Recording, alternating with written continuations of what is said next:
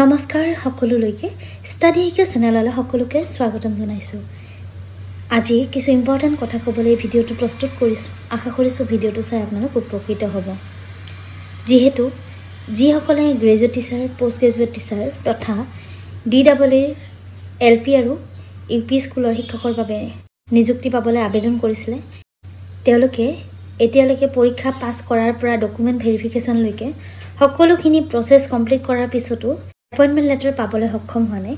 তেওঁলোকে যিহেতু অপেক্ষাৰে বাট চাই আছে কেতিয়া তেওঁলোকে নিযুক্তি পত্ৰ পাব বুলি, সেই সম্পৰ্কে জনাবলৈ এই ভিডিঅ'টো প্ৰস্তুত কৰিছোঁ। যোৱাকালি মুখ্যমন্ত্ৰী ডাঙৰীয়াই এটি প্ৰেছ কনফাৰেন্স কৰিছিলে আৰু তাত শিক্ষকৰ নিযুক্তি সম্পৰ্কে যেতিয়া প্ৰশ্ন সুধিছিলে মুখ্যমন্ত্ৰী মহোদয়, তেতিয়া তেওঁ কি জনাইছিলে এই নিযুক্তি সম্পৰ্কত মই আপোনালোকক জনাব বিচাৰিছোঁ। নিযুক্তিখিনি বৰ্তমান অসমৰ পৰিৱেশটোৰ কাৰণে আমি অলপ অপেক্ষা কৰিছিলোঁ।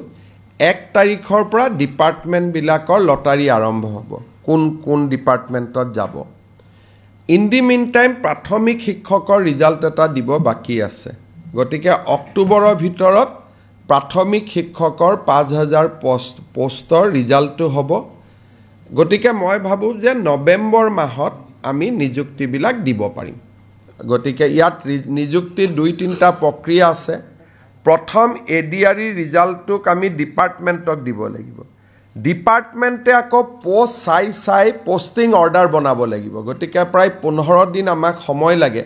এইকেইটা দিন অসমৰ পৰিৱেশৰ কাৰণে কোনেও অফিচত কাম কৰিব পৰা নাছিল, চবৰে এটাই টপিক চলি আছিলে। সেইটো কাৰণে আজি কালিৰ পৰা আমি কামত হাত দিম।